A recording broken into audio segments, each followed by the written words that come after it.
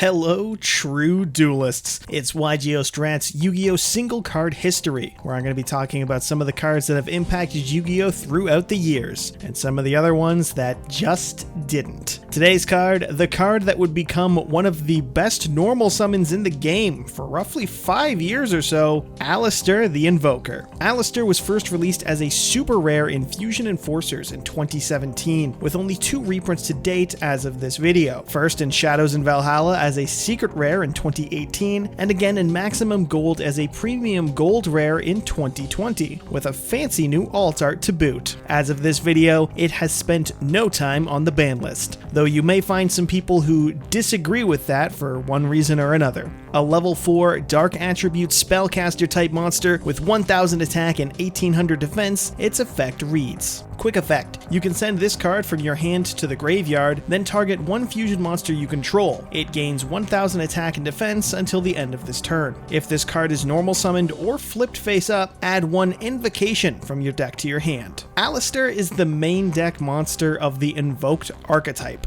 a series of cards that work as a generic fusion package that can be more easily splashed into a number of other decks than be the backbone of a deck by itself. That's mainly because, as I just said, Aleister is the main deck monster, as in singular, the only monster in the main deck. This helps cement it as an engine to be played alongside other fusion cards as opposed to its own core deck, and it does a very solid job of that. In decks such as Shaddoll that lack a strong normal summon going first, beyond setting a flip effect monster and hoping for the best. Admittedly, Shaddoll is probably the best home in regards to other fusion archetypes, but people have tried Invoked and other fusion-centric strategies such as Predaplant or Branded, and even once upon a time Prank Kids, if I remember correctly, and maybe they'll pick it up again since the cat is banned. These all have varying degrees of success and viability, but the fact that Aleister's honest-like effects to give a fusion monster 1000 attack is viable for any fusion monster and is also not once per turn means that it can complement a number of strategies quite well. If the opponent has a monster that can beat over your window that's locking them out of the game, boosting that window to 3200 attack can feel like a death sentence, or maybe boosting a Mirror Jade to 4000 or even 5000 attack because it's not once per turn can help you steal a game that you maybe otherwise could have lost in a grind game. But where Aleister really shines isn't as generic fusion support so much as it is a great normal summon for any deck that doesn't have one of their own. Now, to fully explain why that is, I'll go a little bit into the whole package Aleister comes with, so to say. On normal summon, Aleister searches Invocation, a generic fusion spell from your hand, or a broken one for invoked monsters specifically when using cards from the field or grave. See, Invocation not only can banish an Aleister from your field or graveyard, but the materials for the fusion monster can also be banished from the opponent's graveyard as well. And since there's an invoked fusion monster whose materials are exactly Aleister the Invoker and one of the 6 main attributes, a player can have access to any monster the opponent is playing as fusion material depending on how many invoked monsters are in their extra deck. This is made even better by the fact that Invocation also has a grave effect to shuffle itself back into the deck and return a banished Aleister to your hand, meaning not only do you get a fusion monster on your board, but the engine resets itself to be used again and again, turn after turn, so long as you have the fusion monsters to summon.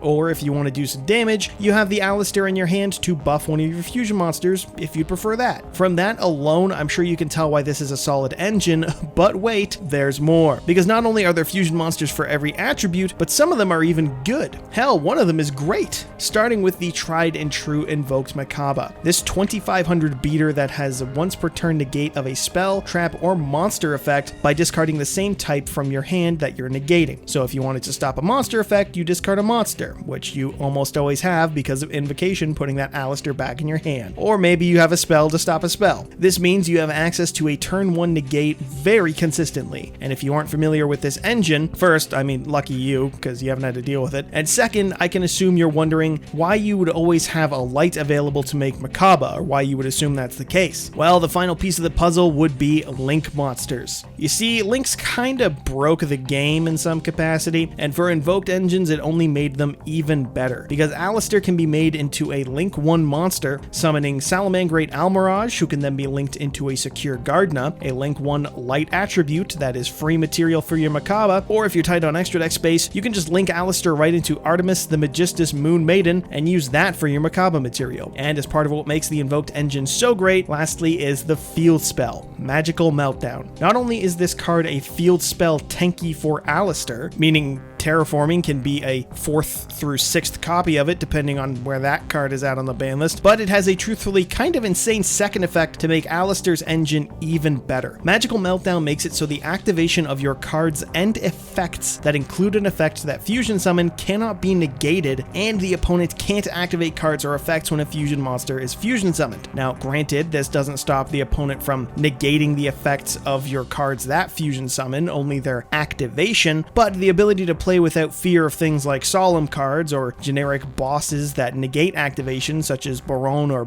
Borreload Savage Dragon, all to get you that free turn 1 negate. It's not too bad. Now, in the broad sense, it's not hard to understand why a consistent turn 1 negate is good, but just like Link's ultimately helped make the Invoked engine good, the general power creep of Yu-Gi-Oh! Would go on to make it better as well, funnily enough. Because when Nibiru, the primordial being, was released in 2019, it further cemented Invoked as a great normal summon engine for your deck. Because Nibiru made it important to put up a monster negate in 5 summons or less, and even if you're using the Almirage into Secure Gardna line, you'll have your Makaba out in 4 summons, meaning your continued plays after that can be safe from the rock. All these factors combined made Invoked not just a good normal summon engine for a long while in the game, but it arguably made it one of the best or the best normal summons generically. How many archetypes can put up protection from Nibiru in 4 summons? Not as many as players would like, I can assure you that. Any deck that did not need its normal summon could use the Invoked package, and a number of viable decks did at various points throughout the game's history. In terms of the competitive history, Invoked first saw competitive play in a deck known as Invoked Artifact Windwitch, a pseudo-successor to Hat in 2014, but like all modern decks, lacking a good creative name. The Windwitch engine was great for putting up a Crystal Wing for that monster negate, and then players could normal summon Aleister to make an Invoked Ragin as well, due to the Windwitch Windlock, which is very fun to say out loud. This card was a Book of Moon on legs, and while it wasn't as great as Makaba, it was still a nuisance and an extra bit of disruption what the opponent would have to deal with. And when all that was backed up with an Artifact Scythe Lock or a Morale Tech for more disruption, it was a strong threat of a deck. All of this would be helped by the fact that Wind Witches could summon themselves if you controlled no monsters, and the deck would also play Wonder Wand, an equipped spell that once it was equipped to a spellcaster, such as Aleister, could send both itself and the equipped monster to the grave to draw 2 cards, meaning you could normal summon Aleister, get yourself the Invocation, send it to the grave with your Wonder Wand to draw 2 new cards, then summon your Wind Witch, all before using that Invocation and banishing the Aleister in your graveyard. It wasn't the best deck of its format, but it was a very strong meta contender nonetheless. This trend continued somewhat into 2018, but after the introduction of Link monsters and more importantly Master Rule 4, the Wind Witch engine became less effective when the goal was to get to cards like Makaba. So instead it was supplemented with things like the Trickstar engine to make easy Link 2s or a Decode Talker to give players the arrows needed to make their Invoked plays. This also saw the rise of engines like the then new Spellbook of Knowledge instead of Wonder Wand, and filling the deck with hand traps and or kaijus to just break boards or stop them from being set up. This sort of deck would ultimately fall out of favor over time, however, with the limits to the Trickstar field spell and the brief rise of some true Draco decks playing the Invoked engine, presumably an attempt by players to make the single most annoying deck in existence to the largest number of players. The true Draco deck could be bolstered by the negates offered by the Invoked engine, but it was eventually replaced by every floodgate that was at least halfway decent, and an overall abandonment by God, as is the tradition of anyone who plays true Draco. Invoked's next long-term home would instead be Mech Knight Invoked, in yet another control-style deck that would use Mech Knights, ease of summoning, to get access to powerful generic Link monsters, coupled of course with the ever-present Aleister and a lineup of 9 to 12 hand traps. Invoked Mech Knight would evolve somewhat with the release of new Mech Knight cards, including their Link 2 to search out their spell and traps, and specific World Legacy Secrets, a trap that could negate monster effects and the same activated column as a Mech Knight you control, which coupled with Mech Knight Indigo could result in an additional 1 to 3 monster negates per turn depending on your setup. And of course, all bolstered by the new powerful and generic boss monsters, Mech Knight Crusadia Avramax or Blackluster soldier, soldier of good God, it still needs a reprint.